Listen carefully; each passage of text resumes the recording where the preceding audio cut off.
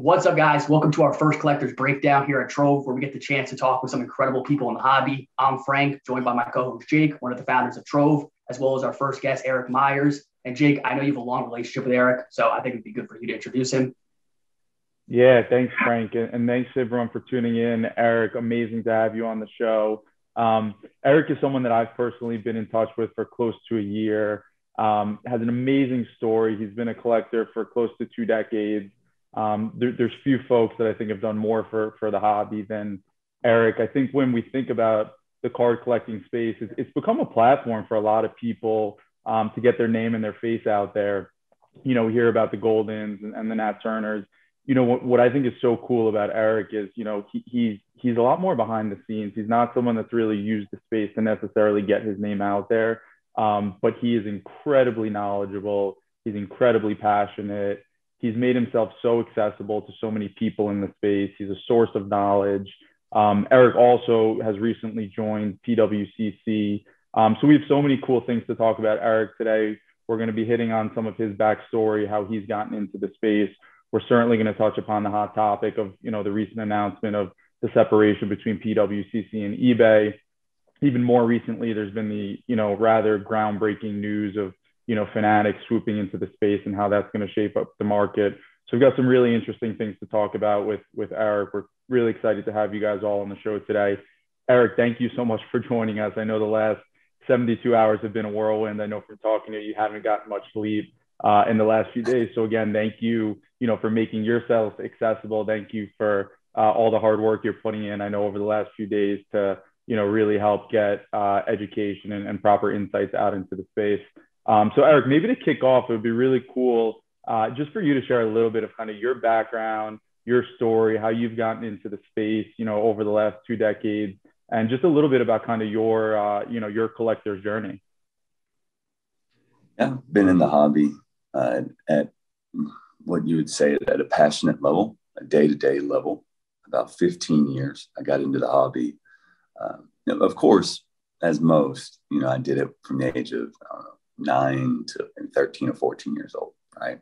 As a younger gentleman, I'd like to say. And I took some time off, you know, things get in your life, man. You start going to school, dating women, you know, partying with your friends. The next thing you know, you're not collecting cards anymore. I was fortunate enough to jump back in probably about the age of 27, 28. I'm 43 now. So I joined the military and I had a military bonus. And I have no idea why, but I dumped my whole bonus into the card market about 15 years ago. And that's what got me back into the market. A lot of things were different back then, but I was fortunate enough to have that opportunity to rekindle that childhood passion. And it's been a fun ride. It's been a fun ride, man. Awesome. Give us, just to kind of set some perspective, right? Because we have, you know, a lot of people tuning in and they're kind of at different points in their collector's journey. Give us some perspective, Erik, on kind of, you know, what your current collection looks like today, maybe some of the really special pieces that you've held over the last 10 to 15 years. Give us kind of some perspective on that. Yeah, so I think most people would be intrigued by probably the best items I've had. And probably the most commonly known items. I've owned both black label Topps chrome refractors. So I'm the last person that actually owned both of those. Now, granted, when I sold them, they weren't, you know, $1.8 million a piece like they are now. They were a little bit less expensive. I think I was the second owner of them. I split those up. I've owned so both black label Topps chrome refractors. At one time, I owned 4 PSA 10 Brady contenders, the autograph rookies. They weren't the 10-10s, but they were regular PSA 10s. Still probably worth about $700,000-800,000 a piece now.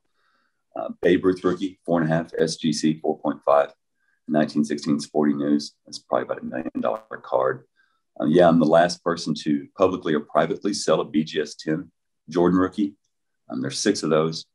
I sold one. I sold mine, 6 years ago, something to that effect. So I sold that. Oh man,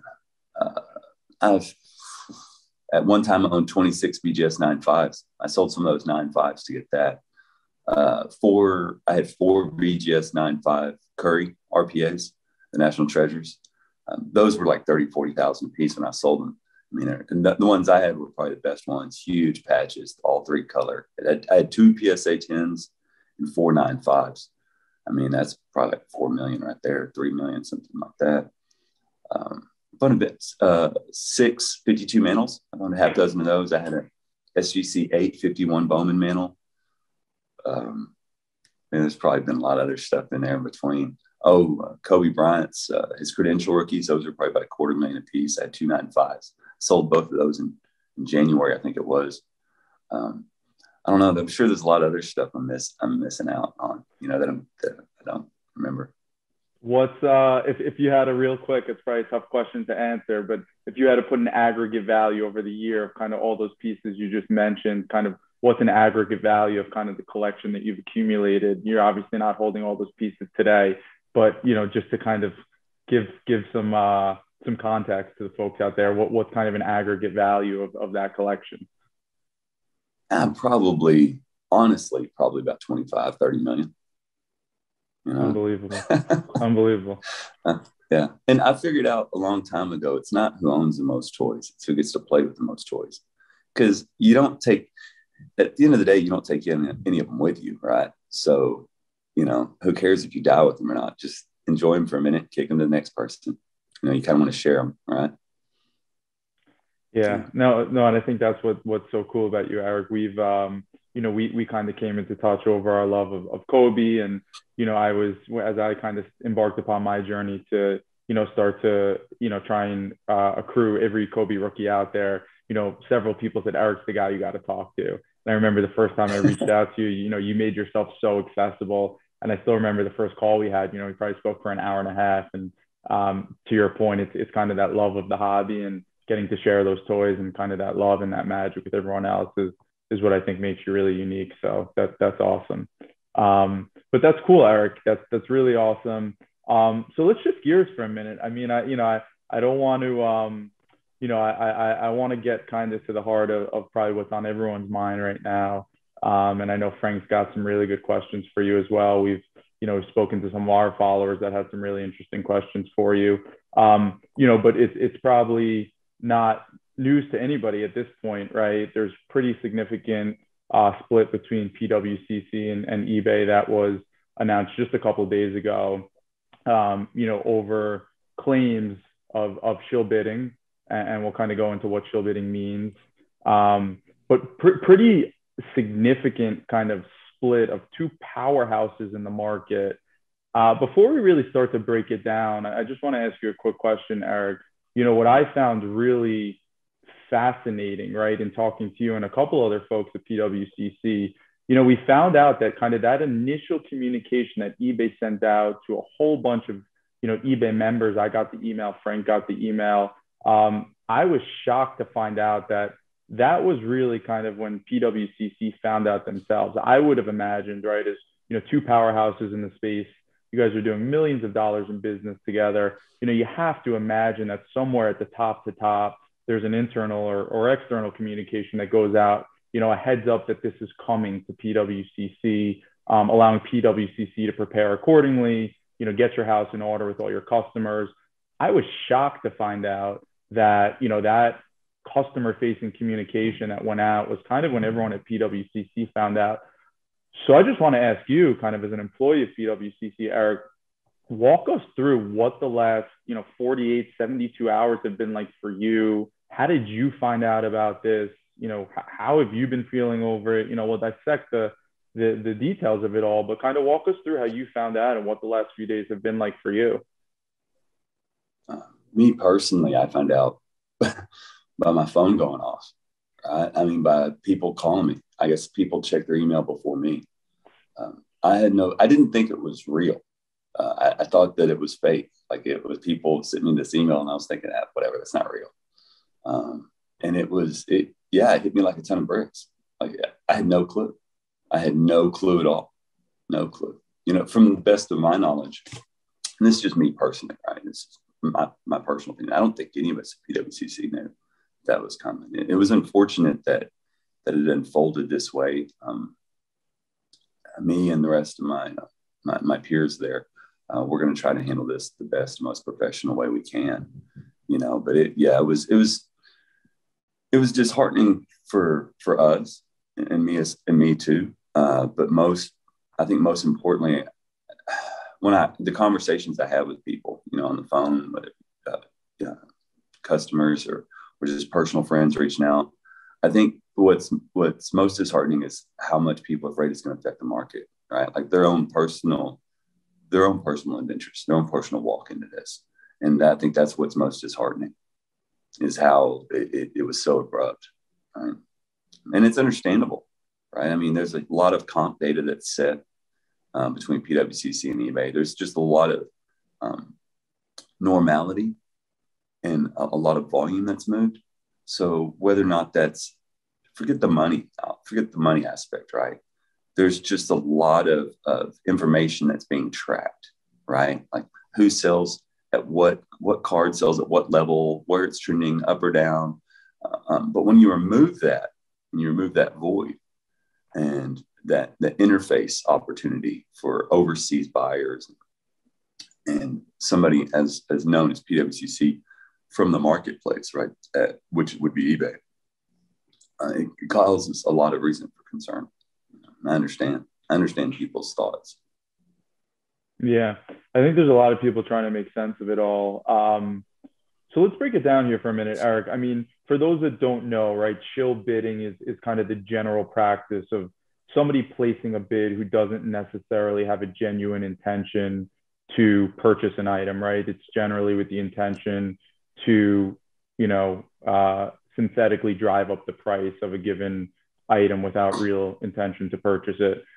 Generally speaking, right, kind of the claim as eBay seems to be putting it out into the public is that PWCC, whether directly involved or complicitly involved, has been involved, engaged, or at least an accessory to some level of shill bidding at some point over time, such that eBay felt that they needed to remove PWCC as a seller of all goods from their platform. At the highest of level, I think a lot of people are kind of just wondering, how does PWCC respond to this, right? If eBay felt so strongly and so confidently, such conviction that they're going to part ways with a partner that's obviously generating millions of dollars in fees for them, there's got to be some merit there. So how is kind of PWCC? I think a lot of us have seen the public, communication, some of the FAQ stuff that's out there. But from your perspective, Erik, being a longtime collector, now an employee of PWCC, I guess, how do you reconcile? How do you explain some of the things that folks have probably seen out there, some of the seemingly anomalous comps? A lot of PWCC auctions sometimes end 10, 15, 20% over traditional comps. There's been some screenshots out there kind of floating around of certain employees at PWCC at times seemingly communicating back to consignees of items, encouraging them to place some of those shill bids. So there's kind of different data points and different things floating around. Authenticity of those, of course, is not necessarily verified. But would love just kind of your general feedback on some of the things that a lot of folks have probably seen out there, and how they should kind of be thinking about this, maybe from PWCC's perspective. Well, and not even from PWCC's perspective, right? Just from my perspective as a person, when I first read that email, it was specifically vague. The specific part is we're going to cancel our contract or our partnership with PWCC. The vague part about it was the accusation of associates of PWCC shill bidding. The keyword associates, that's extremely vague. That could be anybody. It could be if I've sold cards to you just personally. At that point, that makes me and you an associate. That's so vague. It could be somebody who sold through us, somebody who's bought through us. It could be anybody. It literally could be anybody who's bought or sold anything through PWCC, right? So that's such a vague claim. The unfortunate part is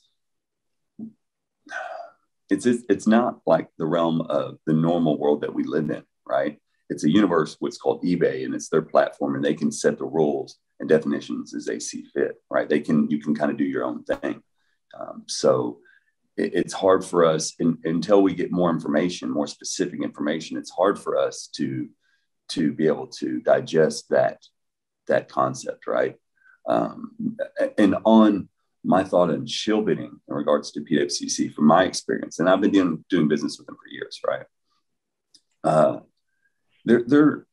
They're so focused on the perception, on our actions and behaviors. When I got hired at PWCC, I had to sign a contract saying that I couldn't bid on any items on the PWCC's auction. I can't hit buy it now. I can't submit a best offer, right, on their auction or the premier auction, right? I'm not even a registered bidder on the premier auction just because of that reason. You know, I'm sure I could be a registered bidder, but it wouldn't help because I'm not allowed to bid on anything. And it's not just me. That's a company-wide policy, right? So that was before this whole thing. Like when I got hired, that's their stance. So, and that's pretty strict for a company that's being accused of shill bidding. You know, if a company really, from my perspective, just me personally, right? Forget the fact that I work there. But when I joined on, they're so worried about me or any employee bidding, even with the intention of owning it. Like, so I'm a collector, right? Like I've got a multi-million-dollar collection now. And I was told blunt, hey, look, we know that you're passionate about the hobby, you're a true collector, you've got your niches, the things that you're passionate about, and you buy, like I bought from them. But they looked at it as more, it's about perception, right, Eric? We don't want you as an employee bidding on stuff from us because of the perception it could show the market.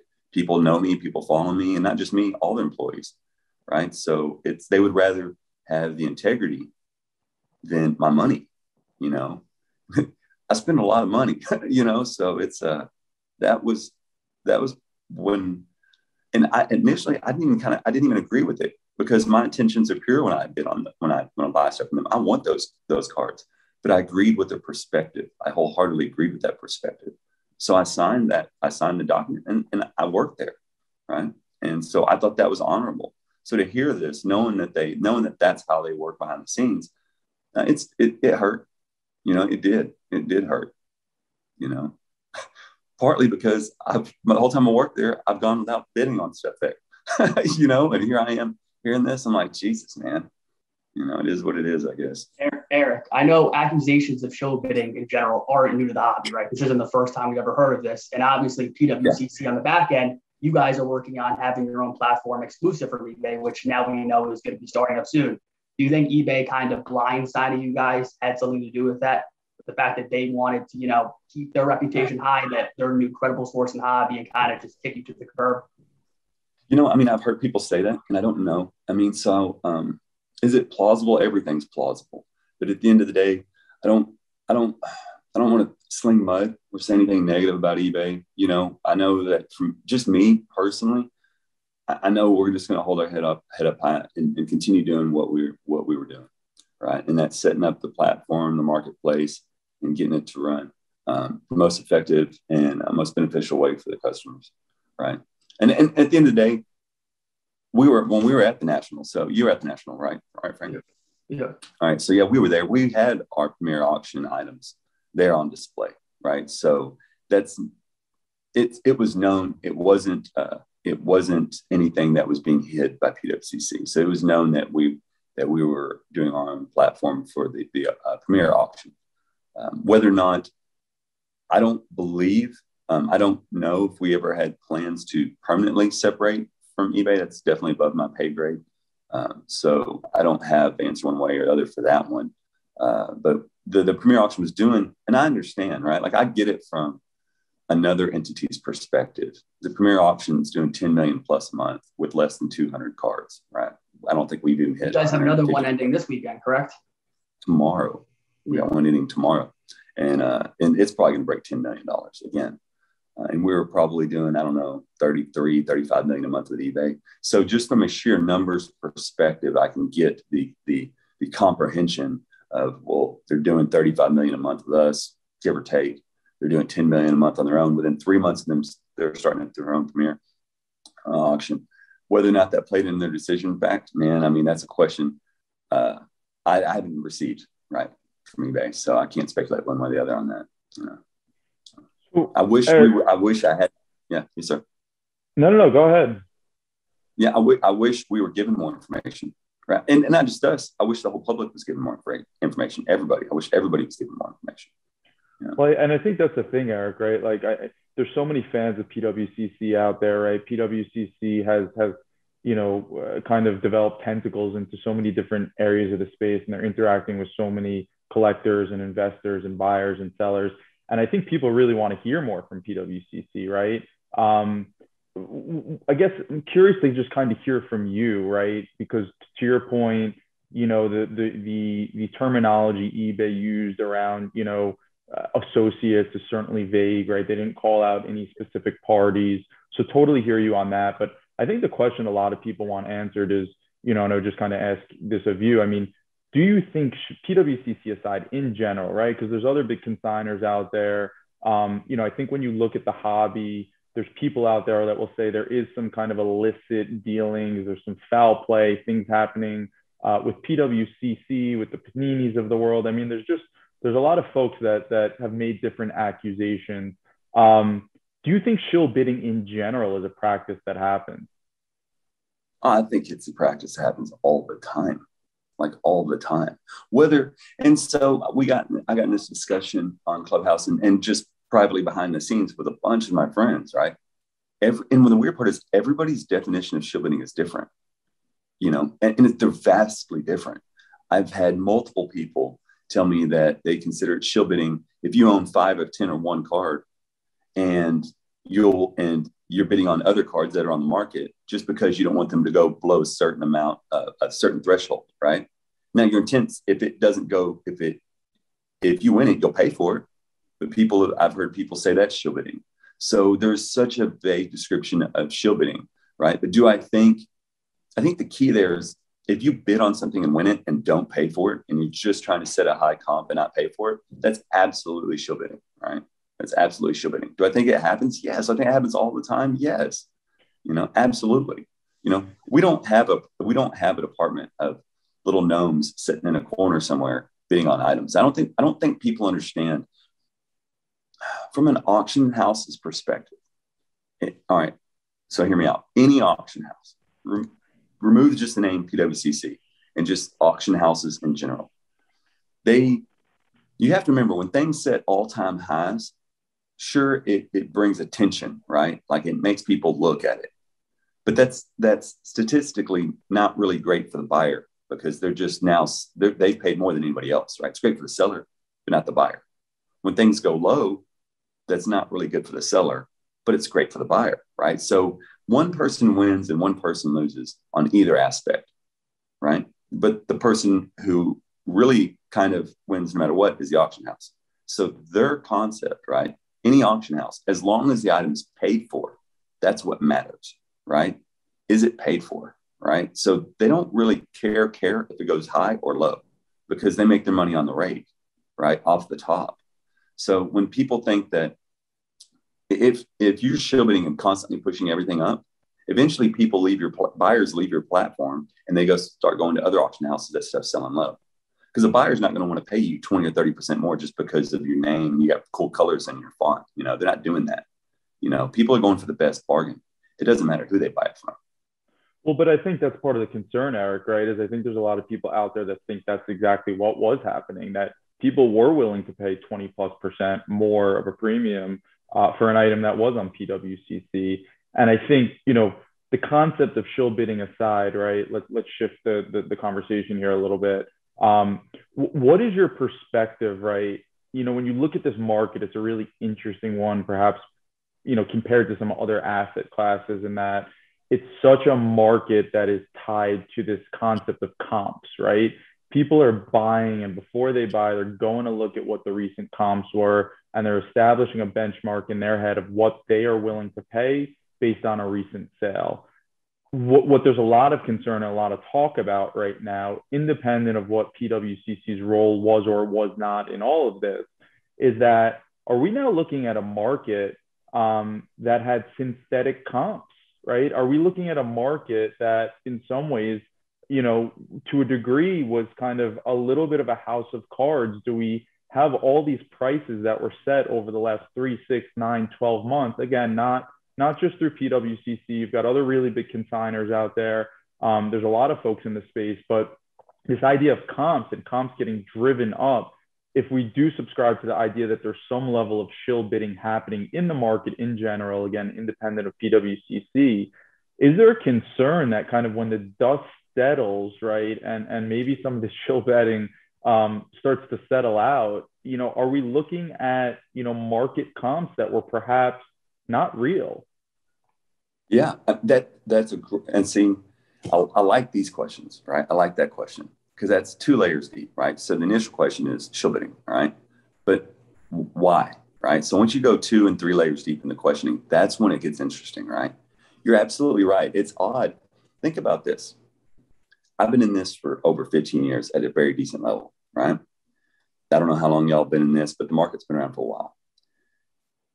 Isn't it odd that nobody ever tells you what was actually paid for? Do auction houses just reveal what was? Just think about other auction houses.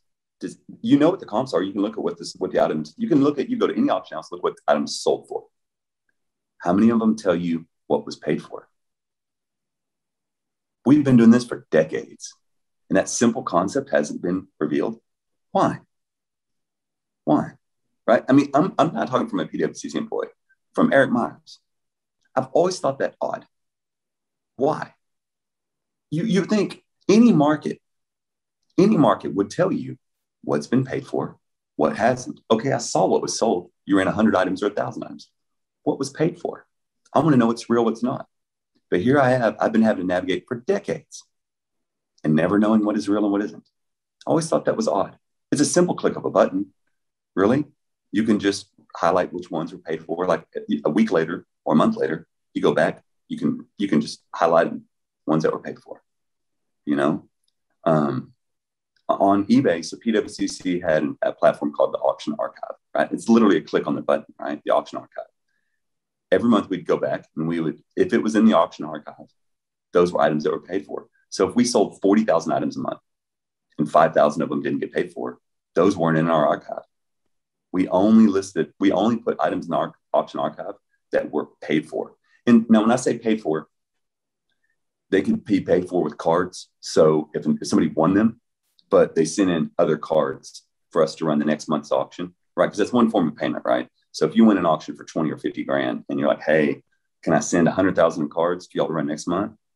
Okay, cool. I mean, initially, you don't want to do that, but you don't want to lose the sale either. And you don't want to piss off the customer, right? So you'll take those in for next month's, right? So that's a form of payment, credit card, debit, bank wire, stuff like that, right? But if it's paid for, we would put it in the auction archive. If it's not, then it's not, right? If it's not in there, it wasn't paid for. And that was a way to add transparency of what was paid for, right? But to the best of my ability, I'm not 100% sure anybody else is doing that, So what just happened, that got removed for the entirety of eBay, Now, I don't know if eBay has any other plans coming out, but if they have plans of doing the same thing and revealing the same thing, we've been doing it. Like, we've been doing that. So if anybody says, hey, this is what we're going to do, oh, that's a great original idea. Yeah, that's good, because we've been doing it for years, And honestly, I think everybody should do it. I think the market, y'all, forget me as an employee, forget Erik Myers. The entire market should demand that from every auction house. You should uniformly demand it. Yeah. All auction houses, and by the way, the platforms out there that are, basically exist to provide comp data to the market, right? You look at a card ladder. I mean, they have other functionality around collections and valuing one's collection and so forth. But I mean, basically, they're a platform that exists to provide comp data. I mean, you look at 130 point, and what's really interesting, right, to your point, you start to get into questions of what level of responsibility do they have to ensure that not that their data is accurate because they're providing accurate data, but that what underpins the data, right, reflects accurate transactions, right? And it's great if an eBay buy it now shows that a card just went for $6,000, but when 3 auctions that ran right before it in the last 7 days all ended between 3 and 4K, and then all of a sudden there's a buy it now that, you know, someone easily could have shilled. I could have called my friend and told him, you know, buy this now. He never pays for it, but that hits the market on Card Ladder and 130 point and maybe eBay completed sales, reflecting a totally anomalous, you know, comp data point. And again, that's where we start to get into the danger of, we're talking about a pretty, you know, a pretty fast growing asset class that people are putting millions of dollars into and basing so much of the price activity off comp points that simply might not be real. And I look at other asset classes and I mean, I just don't know that that exists, right? You can't manipulate the stock market similarly to reflect, you know, you bought a stock at a certain price point that's 30% more than you actually bought it for, and then influencing the rest of the market to subsequently purchase at that higher price point. So I think it's a really great point, and I think you're right that there needs to be more accountability from a lot of these platforms that are taking it upon themselves to be the source of information to the public. Well, look at Card Ladder. Card Ladder puts forth an extensive amount of effort to make sure that they not only put out data, but put out accurate data. Had Chris and Josh not, over the past year, like it just started, had they not just bumped into each other and had that idea one day, where would the market be? Look how many people go to Card Ladder. Look how many people were starving for that, you know? Because at PWCC, we didn't put out data points for other auction houses. We didn't put out data points for other things on eBay.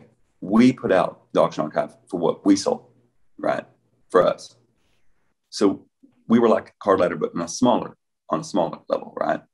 You remove Card Ladder, who was basically doing their absolute best they can to put out accurate data across the industry, right? Had they not just came up with that random thought one day to make Card Ladder, right? Where would the market be? You know, I mean, it's one little turn here, one little turn there, something like that. Dude, I mean, we'd be the wild, wild west. And I believe Card Ladder. Sorry, Jake. No. You go ahead. Francis. Yeah, I believe Card Ladder says that they try to exclude sales that weren't paid for and such, and that when there are sales that are way off of recent comps, they try to exclude them. Because I use Card Ladder. Like when I write my email every single morning for our followers, I use Card Ladder. Literally, you type in the player's name. It's crazy how good it looks. And I credit Card Ladder as a tool because, you know, looking back a year or two trying to comp cards, you're going through eBay sold items. And whether it's an auction, whether it's a buy it now, you don't know what was paid for. So I think having tools like that is massive for the space. But guys, it's important, Frank. Yeah. Go for it. Yeah, I was going to say, yeah, Frank, and like you said, this is our first time meeting, and you use it daily. Most of us who are really in this hobby use it daily. That's the truth. Why do we use it daily? Because their Card Ladder's mission is to try their absolute best since day one to put out accurate data. That's important. That's very important to put that out there, you know, and I fully support it. I'm a collector too. I want it, you know, I mean, the market can move so fast, right? And I thought that was important when we were doing the auction archive. Card Ladder would pull data from the auction archive. Chris was saying that about 15 to 20% of the data that they were getting was from PWCC's auction archive, because they knew the auction archives it comes right from our accounting department, right? It was paid for. They knew it was accurate, right? Because all the rest of the stuff that we left off the archive wasn't paid for. So that right there. So when they were trying to get large amounts of data points, they knew that the auction archive from PWCC was already vetted. So then they would take that and put that into theirs, you know. So if on certain days of the week, on days that our auctions were ending, if they were getting 15 to 20% of their data from us, well, that just affected Card Ladder. But do we feel at all, guys, that this is a double-edged sword, right? And there's another side to this coin, which is that there's a danger, not necessarily in what, you know, Card Ladder's doing. I think they're an amazing platform. I use them every single day as well. So this is not a criticism of Card Ladder. But do we think there's a danger to a market that is so heavily predicated upon comps, right? let's look at an alternate world for a minute, right? Let's pretend there was no 130 points, there's no card ladder, there's no ability to look at eBay and see what recent sales were, right? Tomorrow, Erik, you list, an MJ, 86 Fleer PSA 9, right? Nobody that goes to bid on it has any capacity to look backwards and see what any recent sale has gone for. What you're left with is free market, right? Supply and demand. And that MJ is going to sell for whatever the top bidder is willing to value it at, right? Independent of any idea, any concept of a comp. So I just wonder, again, when we look at this market, and again, this is not about any platform, but just looking at the way this market has evolved and having become so heavily dependent on comps, is that fundamental idea dangerous for this market? Would it not perhaps be a healthier market if there was more, free trade in that, people are valuing cards based on what they're willing to pay for it, independent of an idea of a comp? And that card's going to go to the person who values it highest. I mean, is that a legitimate concern for the market? Yeah, I mean, you can't, there's no way around that. I mean, you're right. Could it be, is it a legitimate concern? Yeah, but so the only way to make that an ideal world is an auction. At the end of the day, auctions are going to end, and that's going to be a data point. I mean, you could do buy it now, you could exclude all auctions, but that's not going to happen. That's never going to happen. You could just make everything buy it now or best offer. But that world isn't going to exist. I mean, right now we have, your truly free markets, which are card shows, trades, part cash, part cards, right? The free enterprise, free market world right there. You buy it now, best offer, and then auctions. That's the world that we're in. Are we comp heavy? Yeah. So I think the reality is we are comp heavy and we are comp dependent, right? And I think that's just kind of the universe that we're in. So I think a focal point is to make sure that our comp data is accurate, right? So I guess from my perspective, I accepted the world we're in, and I track a lot of data, right? Me personally, right? Because I try to make sure that I make the most educated guess for me and people that buy from me. I never want to, you're not going to see me sell something 4X over what it's worth or what it will be worth down the road, right? Like I'm not going to do that. But for that reason, I'm not going to take a $50,000 card and try to sell somebody for $180,000, $200,000, right? That's not what I'm going to do.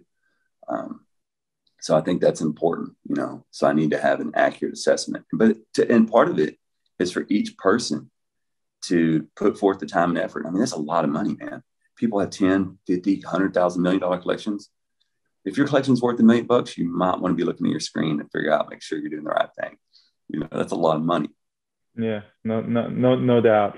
I have one more question for you on the topic, and then Frank, if you have anything else, feel free to jump in. I know there's maybe a couple questions from some of our audience, and then maybe we'll shift gears to talking about Fanatics a bit. Yeah. I saw this tweet from Darren Ravel the other day. I guess it's from a couple days ago when the announcement from eBay came out, and the tweet was at 3 p.m. today. That's a couple days ago.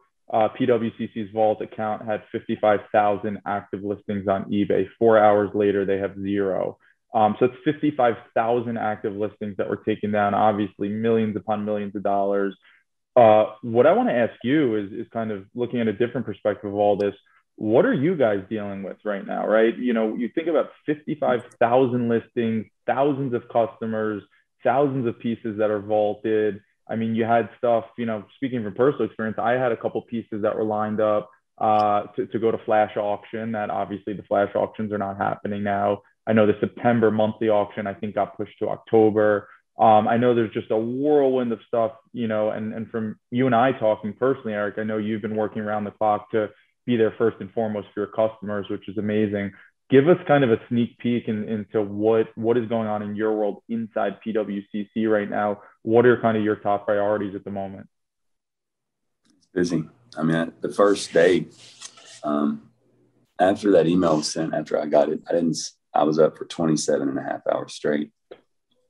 It was busy. And then I only took a 3-hour nap and then went right back to work. Last night was the first night that I've had. I had 7 hours sleep. And before that, I had 5 hours sleep the 2 days before total. It was real busy. But I felt obligated to answer phone calls, emails, respond. And it was hundreds. Like I couldn't clean up my voicemail fast enough. I literally couldn't. It would just fill up, and I would remove 20 or 30 voicemails, and it would fill back up while I was on the phone. It was insane, you know.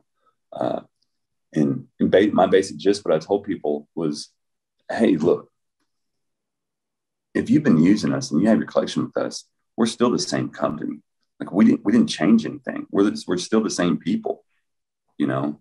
I mean, what the allegation of associates of ours shielding, that doesn't change who we are, right? I mean, and if people follow me and my advice, I wouldn't be there if I truly didn't believe. Like, I took a massive pay cut to go work for PWCC, like a massive pay cut, because I believed in the platform and what they offer the industry, and I love the industry. Like, I could just walk away. Like, I don't need to get up at 1 a.m. on Tuesday mornings. That way I'm on a team meeting call. I don't need to do that. I don't need to get up at 4 a.m. on Friday to be on a team meeting call. I absolutely don't need to do that. I do it because I want to, and because I truly love that company.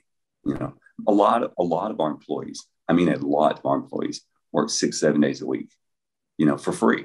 Well, they're getting paid, right? They're salary employees, right? But they do it because they want to, not because they're told to do it, right? I mean, there's plenty of times customers reach out to us Friday at 10 p.m. or Saturday evening or Sunday morning while some of our employees are at church or out with their family doing their stuff. And man, a lot of our employees work. They're answering, they're responding, you know. It was disheartening. And you're right. I mean, there's our plan to move forward is getting stuff. We have on September 1st, you got buy now, best offer hits. Early October, we're planning to open the auction marketplace and be in full swing. But you also got to understand there's a lot of things now that we can control that we couldn't control before. So if people want to be able to pay in multiple forms, like you can put on credit card and then bank wire, credit card, and sending cards to pay for it, we can control that. We can allow you to do that. Before, if you bought something from PWCC and you wanted to ship it to the vault, well, there was no, eBay couldn't recognize the shipping address and the receiving address was the same. So customers would have to pay for the shipping. Then once it curated, we'd have to refund them, right? You know how much labor that takes? Let's say that we sell 40,000 items a month, 2,500 of them, 5% are bought from customers going right back into the vault. Well, at the end of the month, you've got to refund 2,500 people their shipping. And that has to be done one at a time.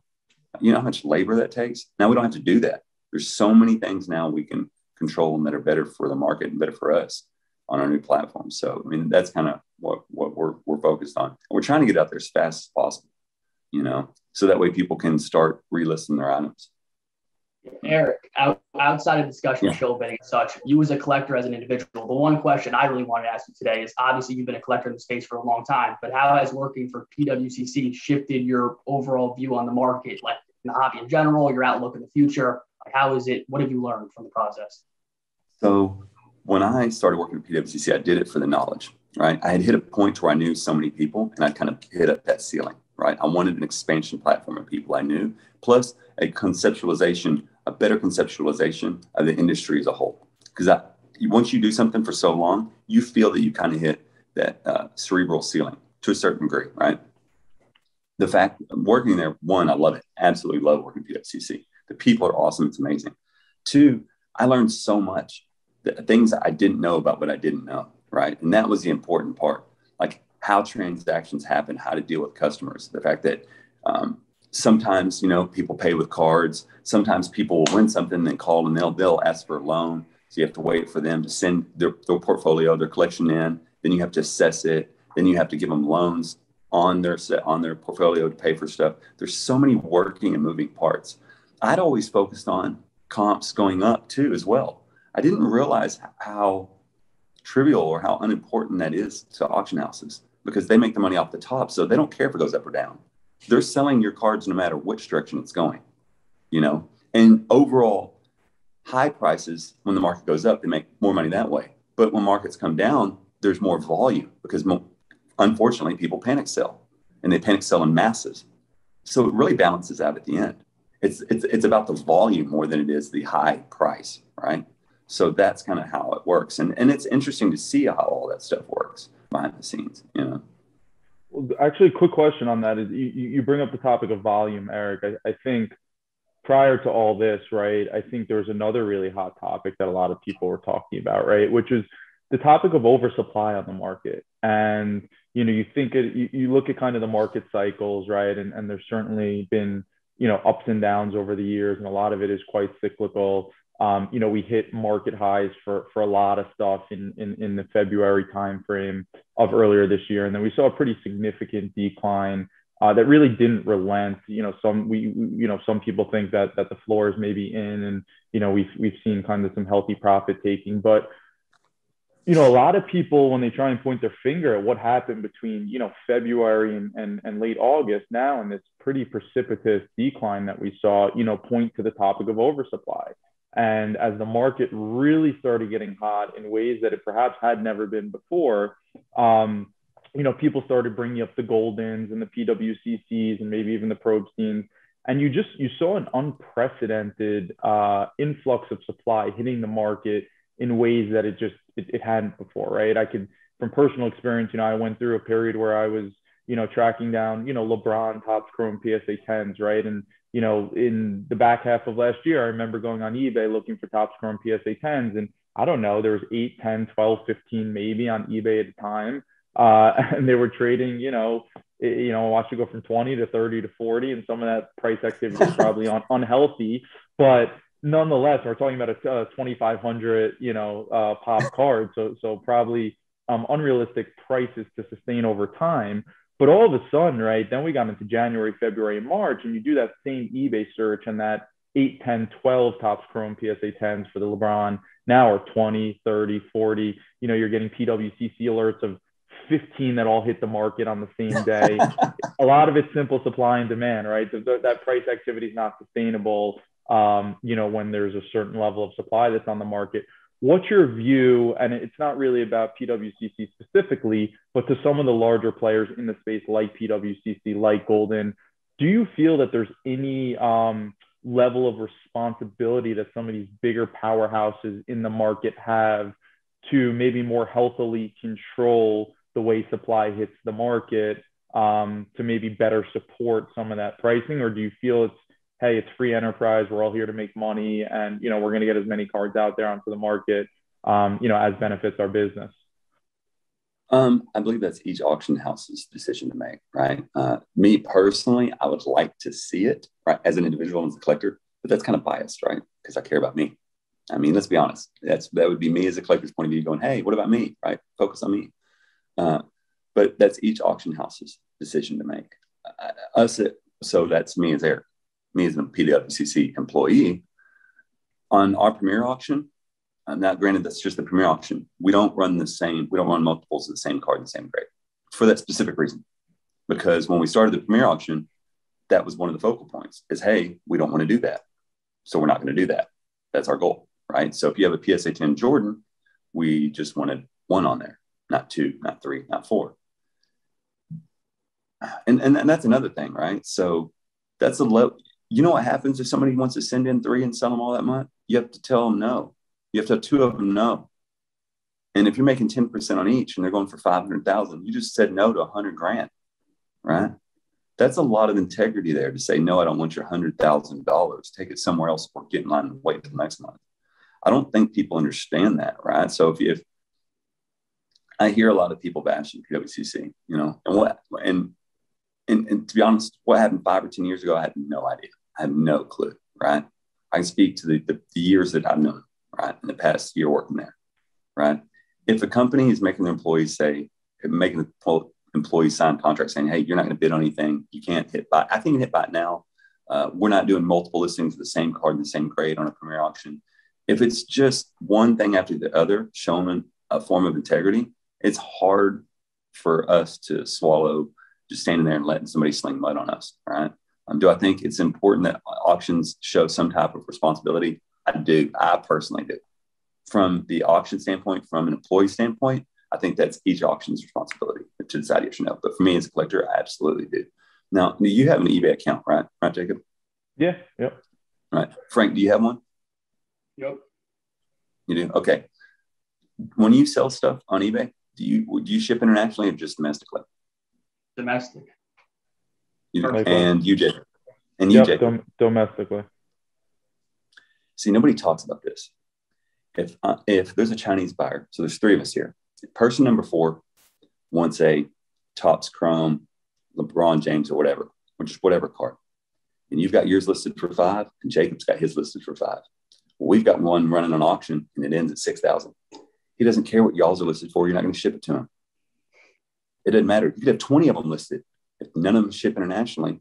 And people talk about that. Well, they sell for higher on PWCC or Protein and these other auction houses, 10, 15% higher. When there's 3 of them that are bought now on eBay, he could have just bought that. No, he couldn't. No, he couldn't, because you're not going to ship it to him. We just went through that right now. If you had something for sale, Frank, and you had something for sale, Jacob, and y'all ain't shipping it to him, it doesn't matter. You could have had it for $50. eBay won't allow him to buy it. He could stand there and probably hit that button. They don't ship internationally. It just is what it is. I know a lot of people don't want to ship international, especially for expensive cards and stuff. People are scared to ship expensive cards in the mail in general. Right. So, I'm going to be completely transparent. I've been at what's considered like a 6-figure level and higher for 15 years, for about 14 years, 14 or 15 years. You know how many cards I've shipped internationally? Period. Yeah. One card in 15 years. One card. That's it. That's the truth. One card. It was a Kobe buyback 1-of-1 auto. A 1996 Kobe Bryant rookie card that was a buyback that had been autographed and authenticated by Upper Deck. And I freaked out. And I had to pay, we had to split. I had to pay because I insured it, right? I had to pay the customs fees. That was a ton of money. It's over $1,000, right? On top of the shipping, on top of the insurance, or from my insurance provider.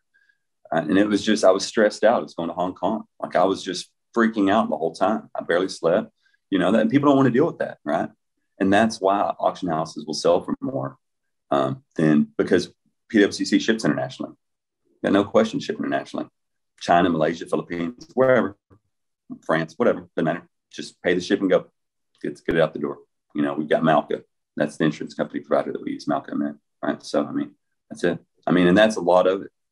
Because you think about it, if you want the card and you only have one opportunity to buy, and that's a concern that's where my concern is as a collector, right? That's my concern. You just removed this company who was probably the most international shipping powerhouse on eBay out of the marketplace. And as Jacob had alluded to about, hey, what about this supply thing that keeps going up? Oh, yeah, that's true. Panini's not pulling off that print button because PWCC is not on eBay anymore, right? They're not going to stop printing stuff. Look at their print run now compared to 2 years ago. It's only going one direction, and that's up, And now they just lost their license. They're probably going to try to print as much as they can. Just hypothetically, I don't know. I don't work for them. But there's a good chance that they might continue that trend that they've been doing, right? But you just eliminated a company that was willing to ship internationally. Well, now you just eliminated potentially that big buyer pool, right? Your supply is going up. The available demand mouths, if you will, just got cut off. That's Erik Myers. Forget the employee person. Me as a person, dude, that's the red alarm that's going off in my head. Because now who's going to buy all those cards that just keep hitting the market? Sure, keep throwing them on eBay. Keep letting Frank, Jacob, other individuals list them. Only shipping them domestically. They're just going to line up there.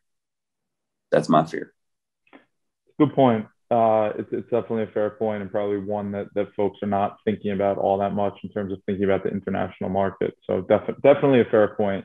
But let's maybe shift gears here, Erik. I think that's a great segue. You talked about Panini and then losing their license.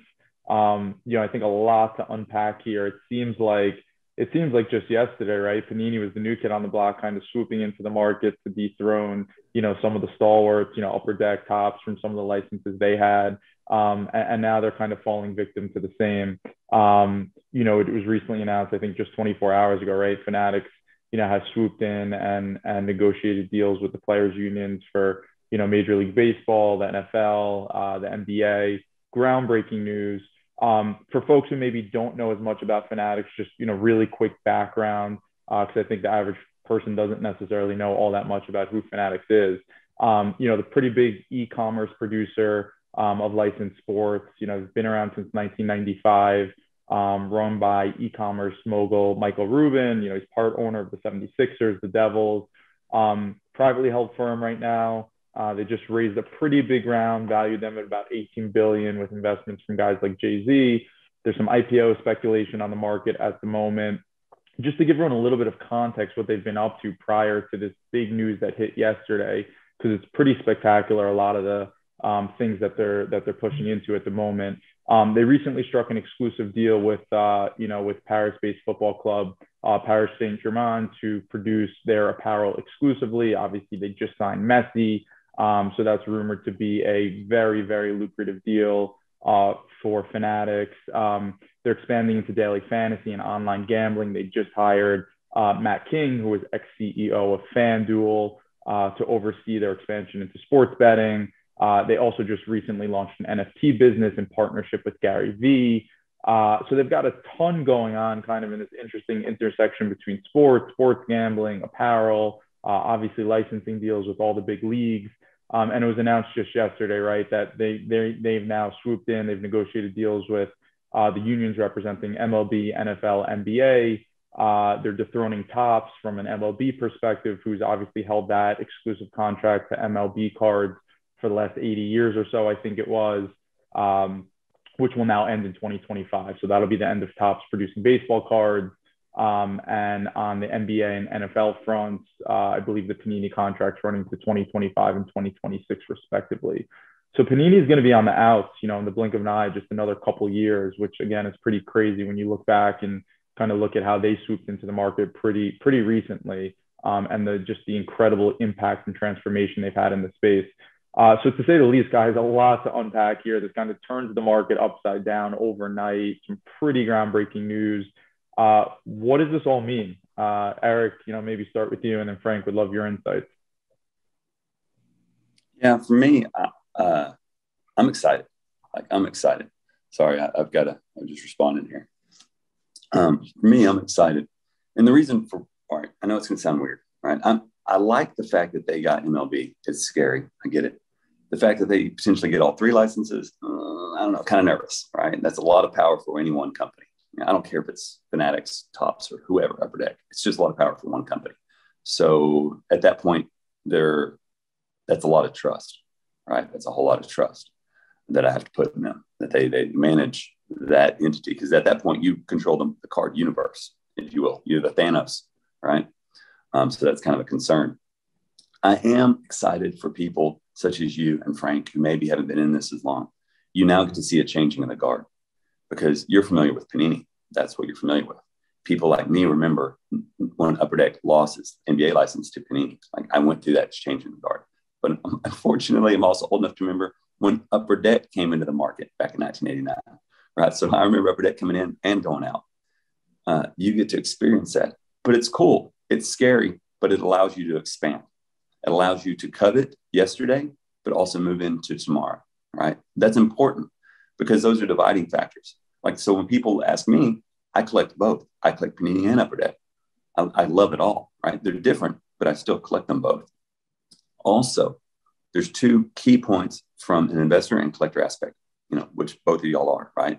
One, buy some wax and just set it aside. Inaugural any year of new companies, historically, statistically, has been, for whatever reason, the universe lines up. There's traditionally some type of phenomenal next level athlete, some type of transcendent athlete that comes out about that same time. I don't know why. It's just what happens.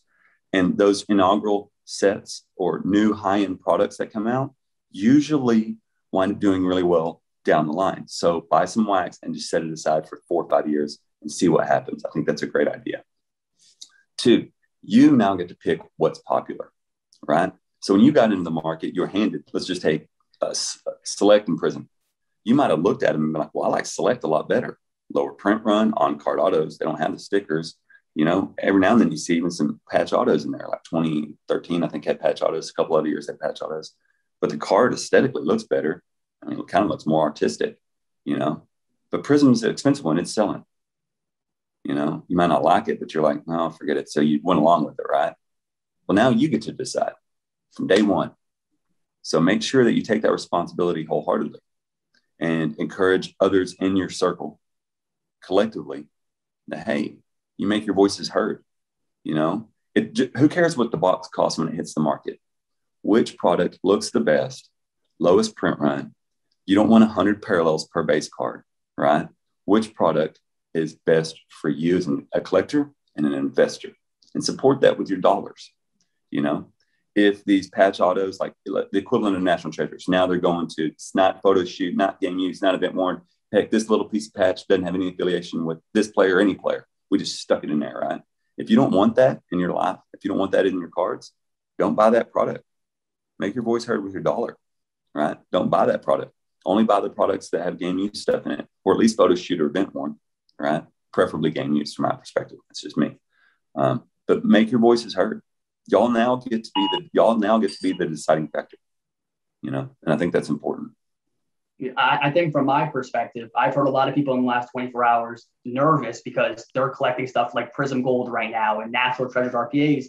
And I've heard a lot of people concerned thinking that, 10 years down the line, what if they don't make this card anymore? Are people still going to care about it? Because if you have a 2012 National Treasure is going to come out this year and it's going to get collectors reminded about the release. Maybe that helps your card.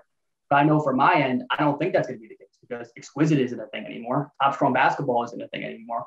And as a collector on my own, I believe that the cards that people really like now, they're still going to really like in the future. I don't know if you have any thoughts on that in general. That's just a fear that'll pass. You don't have an option. There's no more Exquisite. People still want LeBron RPAs, right? Right. I mean, yeah, it's a fear it's based on a thought process that's not going to matter tomorrow, right? Because the truth is, like you said, what's your option?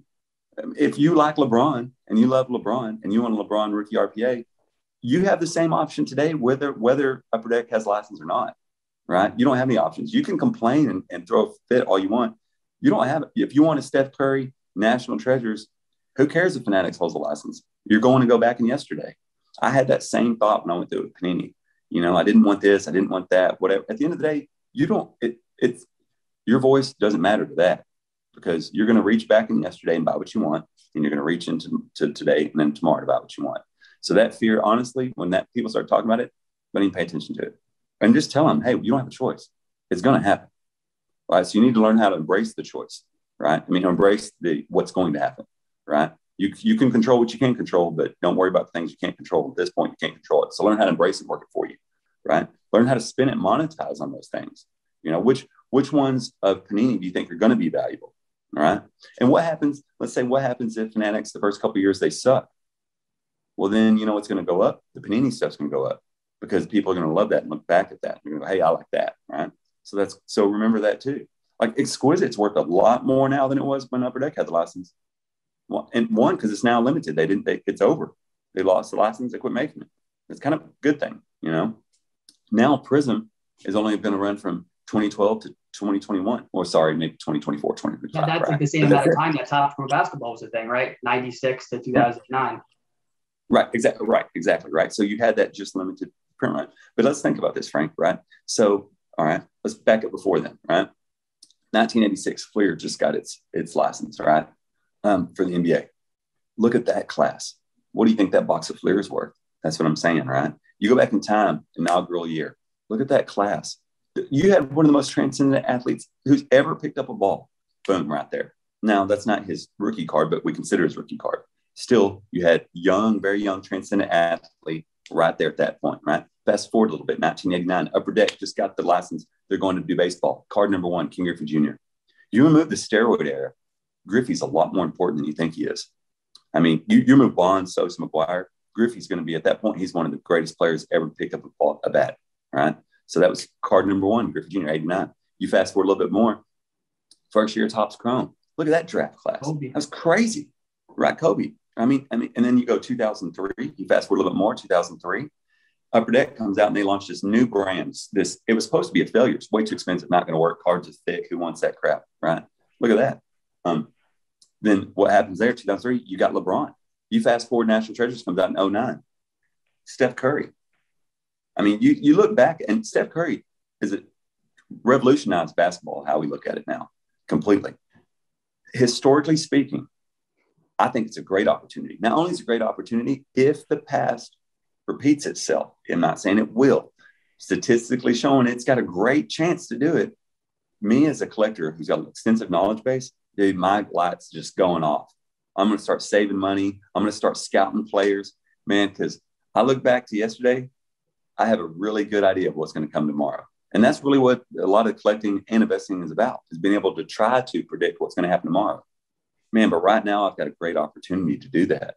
I know that there statistically is probably going to be a transcendent player come out about that exact same time.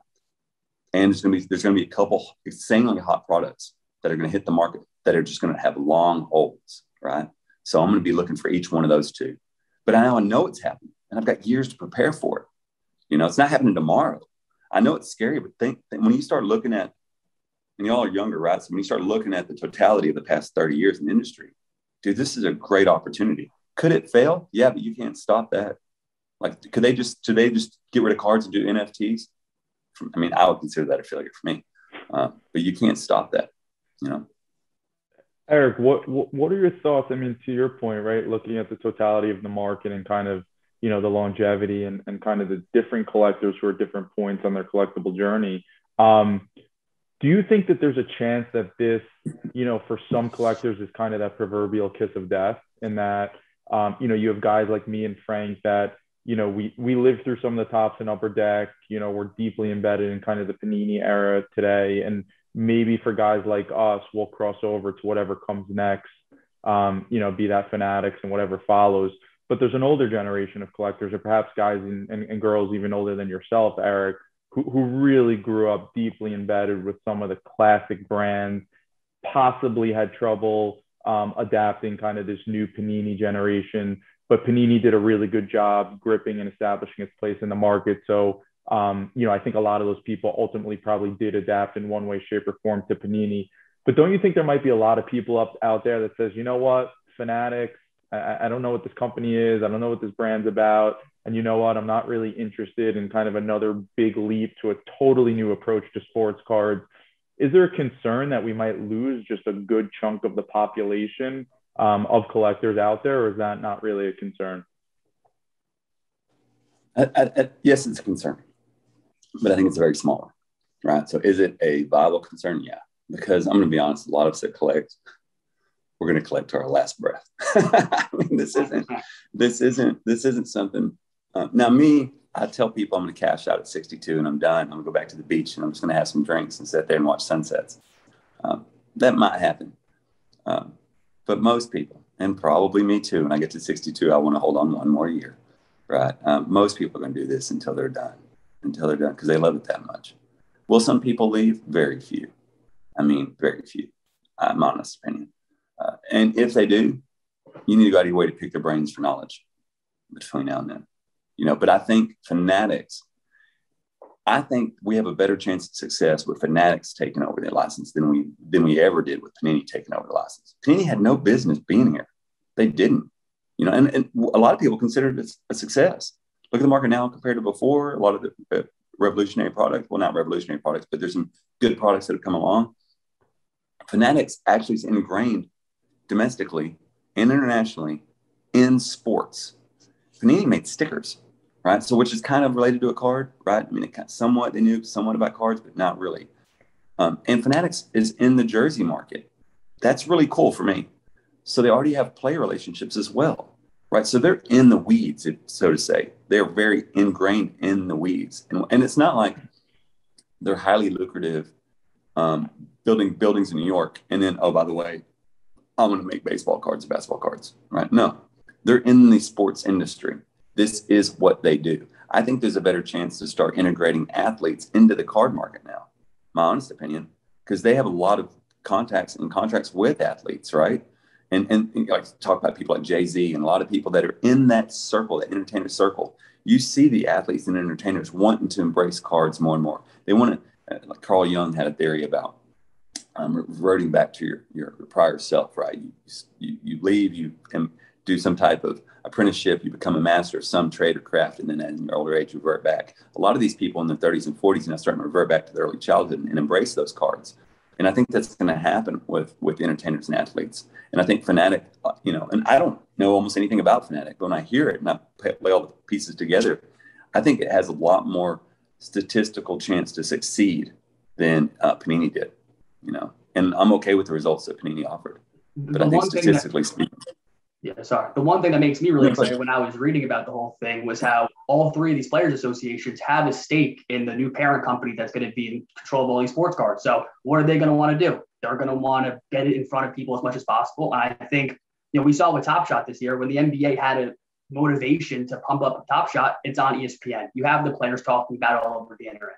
And I think, I was listening to the card ladder guys talking on Instagram yesterday, like, what if at NBA games, they're promoting sports cards, with guys like Luka. What if Luka Doncic is out there talking about his sports cards because the NBA and the Players Association wants him to? There are so many people that love sports that aren't currently involved with sports cards, and Fanatics has the tools to put cards in front of those people. And there's a good point on that. And not only that, think one step further, right? There's going to be those players' kids that are now going to start embracing cards. Right? Because their dad's talking about cards, dad's opening packs. That connection is going to be there now with athletes from father to son, or mother for female athletes to their children, right? That's insane. There's going to be kids bringing their cards, going to be pro athletes' kids bringing their cards and wanting that player to sign their card. And that's going to be on like All-Star games and stuff. Yeah, 100%. Yes. And you're going to see it on ESPN. And that's going to spark that, in you. I think it's a great thing, man, because you're right. Players now have something to lose. And they're probably, as the time goes on, they're going to want certain pictures on their card or certain moments like that LeBron dunk, that horizontal card, the LeBron dunk. They're going to want that, stuff like those moments in that play, that game on their card. They might have a say in it. That's actually a good thing. I think like we want the players more involved. Now they're contractually obligated in it, right? When you start lining them up, man, when Panini took over, and I'm okay with what happened with Panini, but there was almost no chance that was going to end up good from my point of view. And it ended up fine. Now the players are involved. You got entertainers involved. You got the company that's doing it. They're already in the sports industry. Like, I see all the writing on the wall, and it all looks like it's trending the right way. My bigger concern is how's Panini going to handle it, knowing they're done between now and 2025. That's my concern. Isn't what's going to happen with Fanatics when they take over. Is Panini just going to mass produce stuff as much as possible just to maximize money on their way out the door? Are they just going to quit Are they not going to evolve? Like, is it just going to be the same Prism Select, immaculate? Is they just going to be doing the same things, no evolution? The cards look the same for the next 2 or 3 years. My bigger concern is what happens between now and 2025, not 2025 on. Good point. To that point, Erik, thinking about, you mentioned Panini Oversupply, for as much success as Panini has had and as beloved as a manufacturer and brand as they've established, they certainly have not gone without their share of criticism, right? When you think about complaints ranging from everything from oversupply to, to your point, creating 100 different parallels for every base card, allocation to distributors, sometimes being allegedly not fair, inaccessibility of cards to the average collector and how expensive they've got. I'd ask this question of both of you. If there's kind of one learning we could take from maybe some of the things Panini did that weren't favorable, what's one thing you would want to see Fanatics do differently?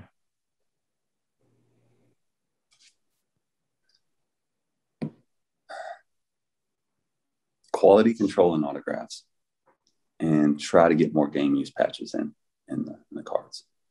Other than that, so here's why. Prices on boxes are going up. We need, and 3, let's cut back some of these parallels, right? We don't need 100 different, there aren't that many colors in a rainbow. There doesn't even be that many, right? And real rainbows don't have that many colors. Let's just pull that back to reality, right? So let's just kind of keep it in a spectrum of 5, 10, 15, 20 parallels, right? There's 50, 80 parallels, no.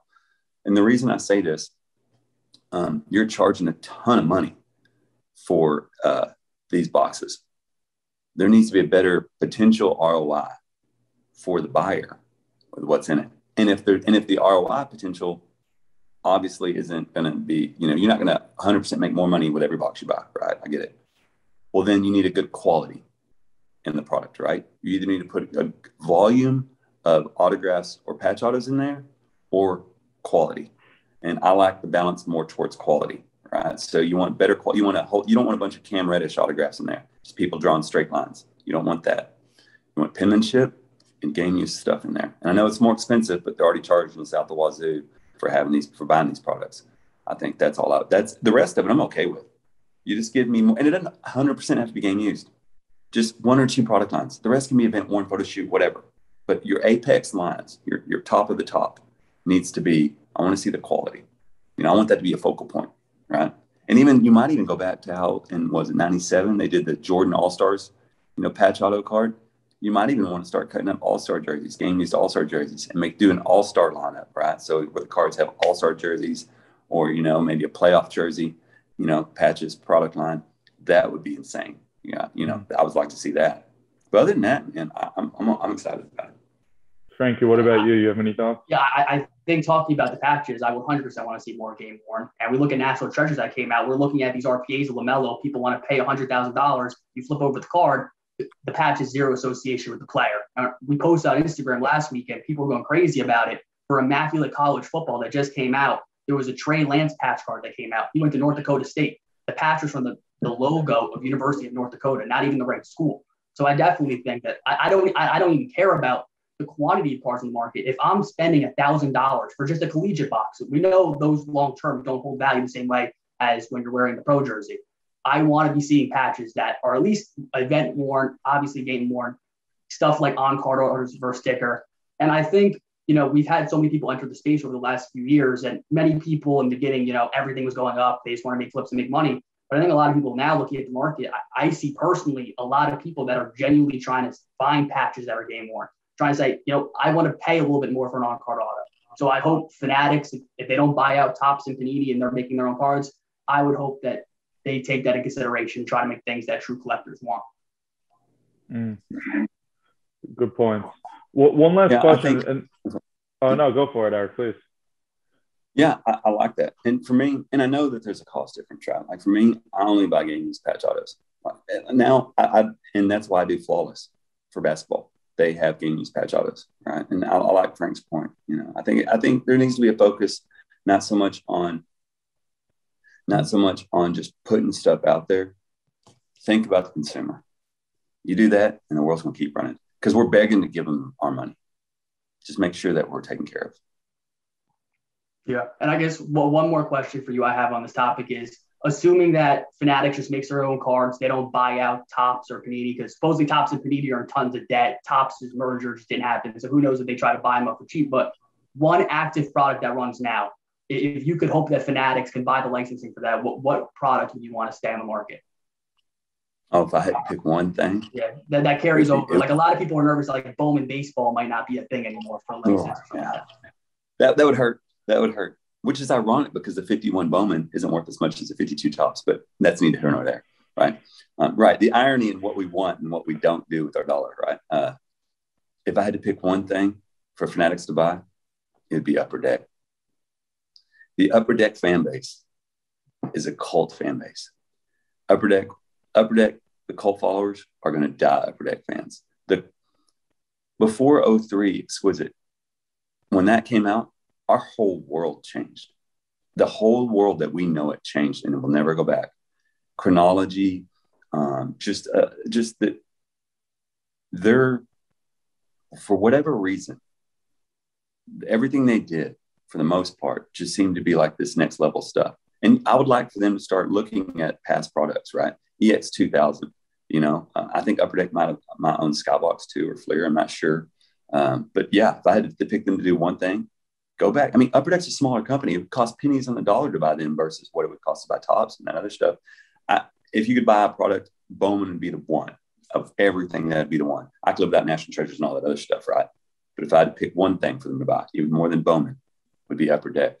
And let Upper Deck back in. But not only that, you get Jordan. Well, so the LeBron Jordan autos. And LeBron, Jordan, and Tiger. But the contracts aren't transferable. But when you have the acquisition of the company, the contracts are then null and void, and you have the opportunity to rediscuss the contract. You haven't. How old are you, Frank? 21. You have never had the opportunity to pull a Jordan auto out of a new produced pack your whole life. Yeah, LeBron's my favorite athlete ever. I can't pull a LeBron auto. Dude, that was insane, man. Think about that. Like, you've just only known that, right?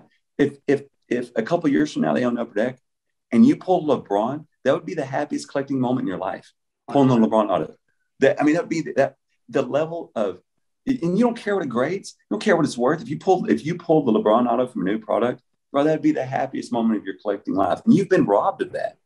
You have been robbed of that. All the Jordan fans have been robbed of that. You have Tiger fans that have been robbed of that. And it's all because of contracts and stuff, which I get there's money involved. Dude, that would be crazy. Dude, if Fanatics got that, if Fanatics bought Upper Deck and then renegotiated those contracts, we would look back at this day when Fanatics took over with this biggest smile on our face. That'd be pretty incredible.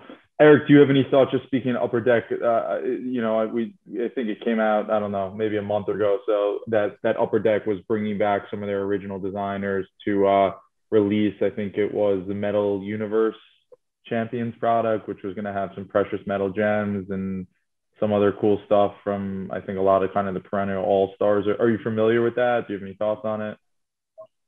No, I mean, the concept is awesome. The unfortunate part is, like, they don't have the licenses, right? I mean, and that's the thing. So Upper Deck wants to bring back some of that. There's a big thing missing there, that disconnect, man. The passion, and I'm not saying Panini isn't passionate, but I feel like the passion and the ability to put their thumb on the pulse of the industry, of what Upper Deck offers, is almost unparalleled. And the fact that they had the contracts, these licenses. And on top of that, I think yesterday, the day before, didn't Topps just sign Mike Trout to a lifetime contract?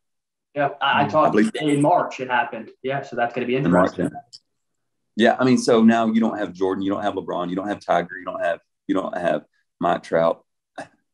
Man, I want it, and I get it. I'm kind of greedy about this, and I'm biased.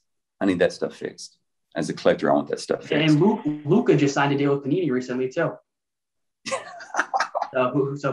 They might sell that. They might have to sell that, right? They might sell that contract, right? But that's if you're looking like Trout, the best modern baseball player in history. Luka, people think he's the future of the NBA. Like, that matters a lot. And it does. So that's the stuff I would want to see. I want to see if I want to see consolidation, how about let's get, again, quality. I want that. Even if they're not putting, you don't have to put a ton of LeBron autos, a ton of Jordan, right? I just want the products in the pack. I just want to see somebody's YouTube video pull it. It doesn't have to be me. You know, I want to live vicariously through some individual, whether it's Frank or Jacob or somebody, right? I want to see those because I got to live through it. Oh man, it's pretty cool. So how do you get back there though, Erik, right? That's kind of the $1 million question. I mean, I think so many people would agree with you that we would love that return to quality. We would love to recapture some of that nostalgia that you've talked about, the focus on design. I mean, so many of the great things you hit on. I mean, how do you get there? What does it take? An executive at the top who's passionate about the space and who, you know, values kind of a similar idea of returning some of that magic, some of that nostalgia, some of that quality? Because it seems like Panini's been the antithesis of this, right? They've been about supply. They've been about the dollar. They've been about getting as many cards out there. How do we recreate what you're talking about? You listen to the consumer. You have to listen to the consumer. And it's hard, man. It is. And it might not ever happen, you know. They're just dreams, right? They got to put, like you said, put the right person in there, you know, just if they could put the right person in place to go after it. I mean, if they're willing to pay to get the licenses and they're willing to make this work, make it work. You know, let's get the best players out. Let's get the best players under contract. LeBron doesn't have to put out 2,000 or 5,000 autos a year. He didn't have to, I mean, just get him on it. Get Jordan on it. Tiger. Again, they don't have to do a ton of autographs. Just having their pictures on the box sometimes means a lot, right? I mean, it's just simple things. But I don't know how to get back there. I wish I had that answer. Jake, if I had that answer, I'd be doing that job. well, maybe it's guys like you, Erik, right? I mean, if you think about it, a smart company coming to market is going to want to hear from customers, right? You think about, you know, Stevie Cohen and Nat Turner when they took over PSA. I mean, you read a lot about, especially Nat Turner, wanting to hear from customers and wanting to hear, you know, ways to improve PSA and kind of improve that company. And I guess all you could hope is that, you know, Fanatics maybe will take a similar approach. And, you know, guys like you who have lived and breathed this hobby, this space, this market for decades now, you know, we'll have an opportunity to advocate. Before we let you go, Erik, you know, because I know we've had you on for a while, just want to segue to kind of one more topic, and we keep this one pretty brief, but really just want to get your quick take on, we hit it earlier in the show, we didn't really talk about it, but just kind of NFTs, right? That's kind of this whole other thread of the space, and it's this emergence of technology now probably pulling us away even further from exactly what you're talking about, which is the magic, the nostalgia, the classic kind of things about cards that a lot of us grew up with and love. NFTs seem foreign, Top Shot and Panini and putting out their own NFT. It seems foreign to so many of us. What's kind of your 60-second take on NFTs? Are they here to stay? Are they going to have a meaningful place in the sports cards collecting in the years to come? What's your quick take on it? I like cards. I like that. I like ink. I like game use patches, and I'm so grateful that NFTs can't replace that. I think if NFTs, so to get to the point, jokes aside, if NFTs are going to have a stronghold, their entry point is an attachment to the card as a form of provenance, right? So however you attach that through an email or through an insert redemption card, like if you have the card and then you have the NFT card that has whatever blockchain code on it, whatever it may be, for a form of provenance. So I think the best way is, if for the upper end products, that's the best way to make an NFT work in the card market. If you're a manufacturer, your highest end product, that you have put an NFT card in with those cards, right?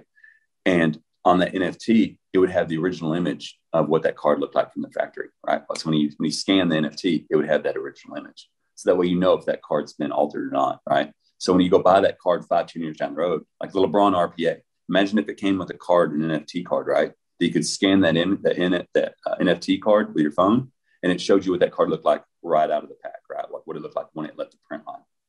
That way you know if that the autograph's been altered or the patch has been altered. I think that's the best segue into the industry, accepting NFTs. Other than that, you can't just push NFTs down card collectors' throats. You can't just walk into a comic book store and push newspapers. Hey, just sell newspapers. No, they don't want to. Frankie, you're 21, as you mentioned. Frank, you're, I guess, what, Gen X, millennial. A lot of people look at someone like you, right, and say you're kind of that potentially core consumer of a product like Top Shot, adapting some of that newer technology. What do you say, Frank? What's kind of your view on it? Yeah, I think the reasons why people are investing in NFTs, I know Top Shot individually, I think it's people with different motives. I think people that were looking at Top Shot, what happened in February, March, they were doing it because it didn't stop going up in price. They weren't buying those moments for thousands of dollars because they genuinely had a smile on their face looking at their laptop watching that moment. And I look at card collecting, obviously a lot of people have a motive and they've turned businesses out of it, which is amazing to do. But I think when you're collecting sports cards, you're doing it because you genuinely enjoy it. You love the hobby. You love everything that comes along with it.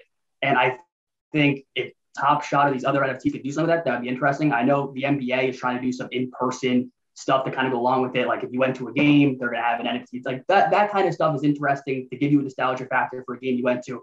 But looking at what happened with Top Shot 3 or 4 months ago, I think it shows that why the market crashed so much is because people didn't genuinely love it. When prices started coming down, people left the market. And I know so many people 3 months ago who said Top Shot was the best thing in the world who haven't talked about it since. I know cards, even though the card market went down, and we all do it all day long, and it's all we think about. So I think that just shows the different mindsets. Makes sense. Cool. Well, that's really awesome. I think we've covered a lot here. We certainly had a lot to talk about. Erik, first and foremost, want to thank you for being so gracious with your time. Again, thank you for kind of everything you do for the space. I have tremendous respect, again, that you're kind of really humble and you do it a lot behind the scenes, not necessarily to be seen or to be heard, but because you're genuinely passionate and you care about helping other people and kind of spreading your love for the space. And I think anyone that knows you knows that about you. So thank you for all you've done. We obviously wish you the best of luck with everything that's going to unfold in the coming days with PWCC. We know you guys will be hard at work, but wish you all the best on that front. And certainly look forward to having you back on the show sooner than later. So thanks so much for joining us, Erik. Thanks, bro.